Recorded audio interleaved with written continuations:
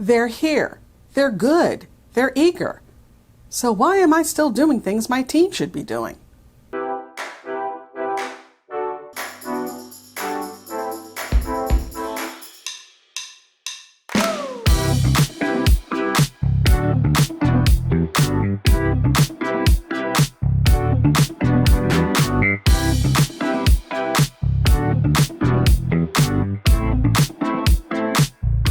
Hi entrepreneurs, I'm Vicky Brown, and you're in the right place if you want to engage your team, boost your business, and grow your leadership muscle. You know, it's no secret that the so-called Great Resignation has created a lot of turmoil and turnover for businesses, both large and small. Well, we're no exception. We went through our spate of team changes, and I don't mind saying it wasn't a short or particularly easy time.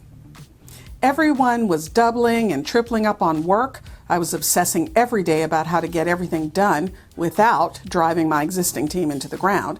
And most importantly, how and where to find good, solid people to bring in the help the company needed to continue to grow. Well, eventually it all happened. Now, first off, I have to say, my staffing director, we are an HR company after all, well, she is amazing. Not only did she find wonderful people under very difficult circumstances, but she found folks who have endlessly added to our culture. They're smart, they're experienced, and they're fun to boot. I'm very lucky and very grateful. But sometimes I still find myself feeling overwhelmed and like I'll never get on top of the work again. For a while, I couldn't figure it out. We were staffed up. Why didn't things feel easier? Oh, sure, there was a training period when everyone was getting up to speed, but we're through that now. So why was I still feeling so underwater? Well, I finally realized that, as with many things, it was me. I was the problem. I had a mindset issue. You see, I had operated so long in survival mode, just putting my head down and doing, that I had forgotten how to let go and really delegate. My get it done muscle just wouldn't stop twitching. And on top of that, everything on the list was just a wash in my head. Don't forget to do that. Did you do this? What about that person? Did you call them? All this really surprised me because before all this, I'd become excellent at delegating and getting to a place where I could focus on the work that was really meant for me, the work of growing and developing the business. Honestly, I couldn't believe I was facing this old demon.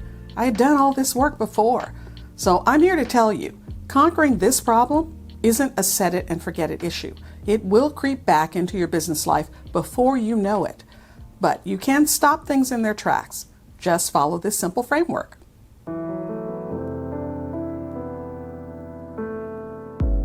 First, see yourself. How are you feeling? Do you feel creative and open most of the time, or burdened and overwhelmed? If you're feeling burdened, what is weighing you down?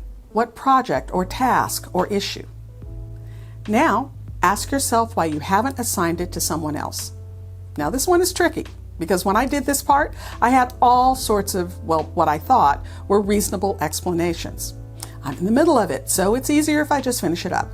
Well, the client knows me, so I should take care of this part. You know, it's easier and faster for me to get this done this time. I'll give it to the team next time. Well, when you say it one after the other like that, you can see how silly those excuses sound. You're in the middle of it. When won't you be in the middle? And no, it's not easier if you just finish it up because you shouldn't be touching it in the first place. Hand it off as quickly as possible. Oh, that's right. The client knows you, so you should take care of it. Well, the client won't ever get a chance to establish a relationship with your team member if you never give them a chance to work together. And my favorite? It's easier and faster for you to get it done this time, and you'll give it up next time. Well, the secret is next time never comes.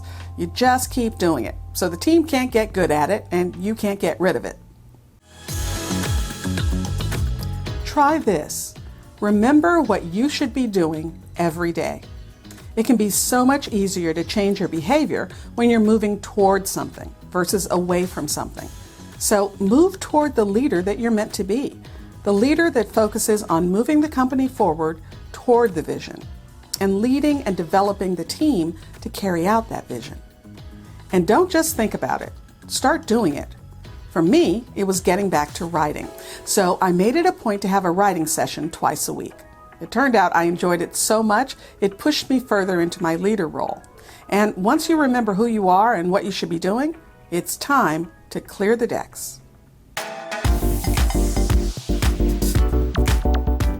Sit down and create a plan for all the undone things. That's right, just scoop them up into a list. I love Asana for things like this. Just go freeform. Don't try to organize it first. Just let everything flow freely from your brain to the page. Then, and only then, you can organize them into groups. But these aren't your average groups. Nope, I want you to organize them into groups under the person you're going to give them to. That's right, I want each and every task to sit under someone else's name. You may not assign anything to yourself, not at first. Now, once you've assigned everything, then you can go back and carefully look at the lists and take back anything that only you can do. By the way, that does not mean the only I can do it because the client knows me things. It means things like recording the video because it's your face, so only you can do it. Your list should be the shortest of all, by far. And finally, talk to the team. Go over their lists with them. Find out if they have questions or need more information. Have them come up with a timeline. Remember, things that aren't measured aren't managed. And again, I say, have them come up with a timeline and then report back on their progress. Then dive headlong into the things that are rightly on your plate. Work that marketing plan, develop that new service, create that new strategy. Focus on your responsibilities and let the team take care of the rest. And don't worry, that get it done muscle, well, it'll stop twitching sooner than you think. If you found this information helpful, please subscribe and share. And if you're struggling with how to get your business off the ground and what comes next, well, check out the Leader's Journey Business Builder.